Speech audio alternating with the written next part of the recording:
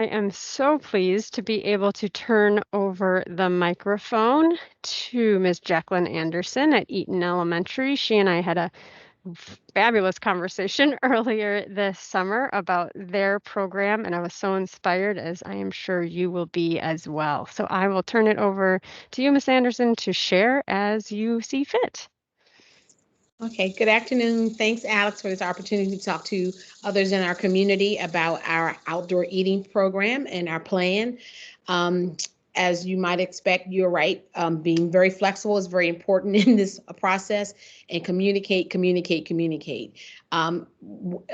on, that was one of the considerations that teachers had a lot of pause about, like where kids are going to eat since they are unmasking, and parents likewise. So it was not a heavy lift to have the option of using outdoor spaces to eat, because like you said, parents were excited about giving children opportunities to be outside in the fresh air, and teachers were those who were more anxious about being inside were happy about having the opportunity also to spread kids out and be able to get them fed and also keep everybody safe.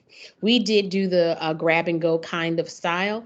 There was a lot of communication between our kitchen staff, our food service staff, and our teachers.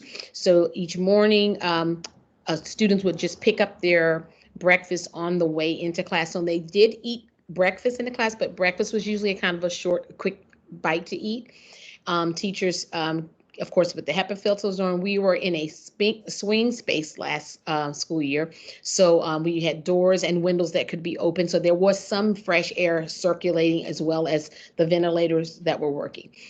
The air exchange things that were working. I'm sorry, not ventilators.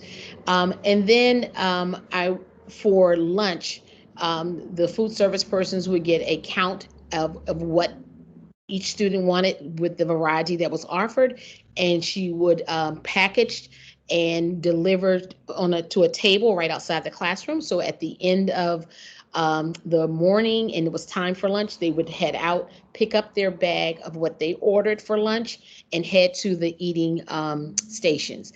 We did use our traditional lunch tables that we just pushed outside to a basketball court. We had like a 20 by 40 two 20 by 40 tents that covered the table areas, and we kept students in cohorts. They had the same table every day, and we kept stationed at those tables hand sanitizers and cleaning wipes and things like that. Students took care of their own trash, and between groups, teachers would wash tables down, or the cafeteria staff, if they were available, would wash tables down for the next group that would arrive.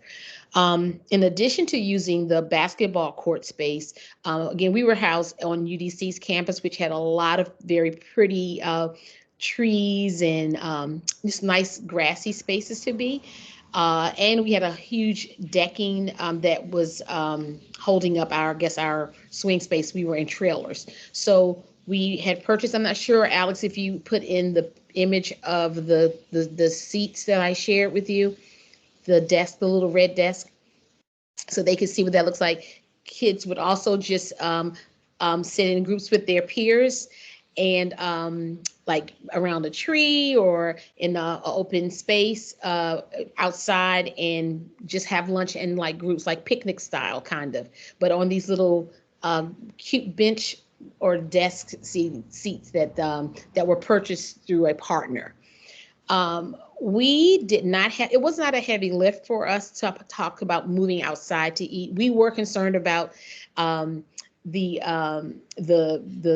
bugs and things like that, but that was not a problem. Our kids really enjoyed the time because it was less noisy than being inside a classroom or a cafeteria. So kids loved being able to have these conversations, being outside, again, the fresh air, the sunshine. On days when there was inclement weather, first of all, let me get back up. DCPS did have a policy. If you were using an outdoor space for feedings, that you had to have an alternative in case of inclement weather. So we had the agreement that if the weather did not permit, we would have to resort to in-class room eating, and our staff were okay with that. And we were really, really lucky for the entire term 4. We had outdoor eating. A couple times there were rains, but by the recess lunch period that had cleared off, so we really had a real sweet deal for that 9 weeks in term 4. But the tents did provide shade for those sunny days that we had, and in the event some sprinkles that we didn't have to up and run, we just could stay, and that's how it went. The kids loved it, the teachers loved it, the parents really loved it. But I will also say that even before COVID, in our own school space, we found and made way to eat outside sometimes because we just appreciate the great outdoors. Questions or comments I could respond to, I will take them.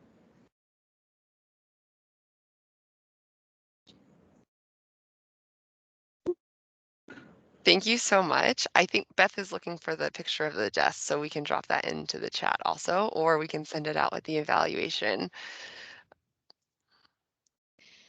Yeah, so the new thing for us is we are returning to our modernized building. So we are now having to think about everything that you're doing, like how will our lunch program run?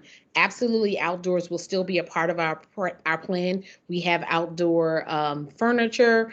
We still have our tents, and we still have the little desk. So we will have that option to use outdoors.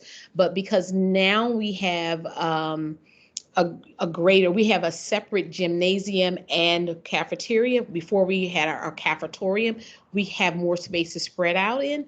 We might like shift groups. Some groups will have indoor eating, but still with fewer students, you're able to social distance better. And then we will have others who will still be able to go outside and eat. And usually the weather, I mean, even right through November, it's nice enough to eat. It's just when we get to like December and those cold weather months, what we'll have to think about our plan.